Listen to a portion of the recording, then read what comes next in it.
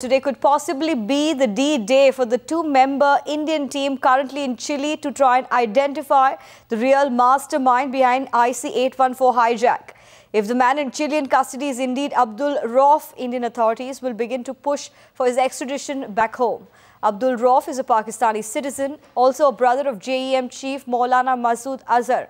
Times Now was the first channel to bring you the story and the picture of who could be Abdul Rauf. Now, Abdul Rauf, the brother of outfit JEM's chief Maulana Masood Azhar was, and he was of course also known to be his mentor. And Nikunj is now with us on the phone line. Nikunj, it's a very important day for the Indian investigators currently in Chile. Yes, Harishi, as far as the results and as far as the expectation of the Indian investigation side and team and the judicial system of this country is concerned, it's an important day. It's an important day if they manage the access. It's an important day if they manage an interrogation with this man. It's also a very important day if there is any forward movement on the positive identification of this suspect.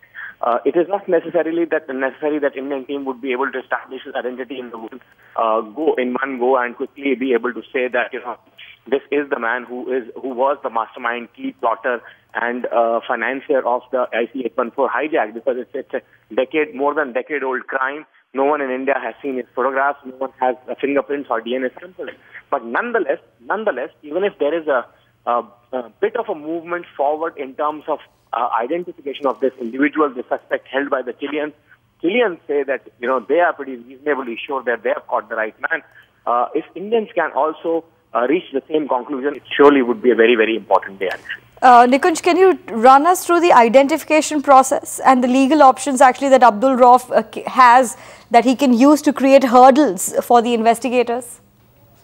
First of all, the most important legal option under the Chilean law that Abdul Rauf has is the right of first defendant. He can clearly refuse to appear in front of the Indian investigative team. He can say that, the Chilean authorities, as the authorities who have arrested him, have clearly verified his nationality and they are also convinced that he's a Pakistani national.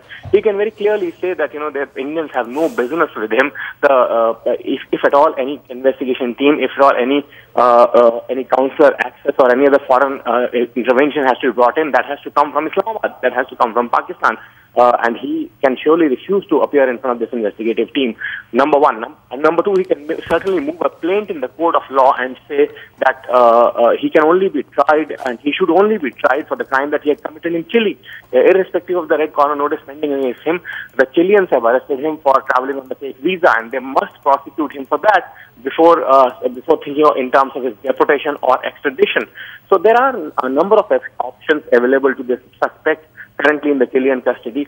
The Indians, of course, would go through the normal investigative process of corroborating, cross-checking, verifying his antecedents, his place of birth, his origin, the way he talks, his mannerism, his overall presence in that fateful 1 week of 1999 when this IC-814 hijack took place.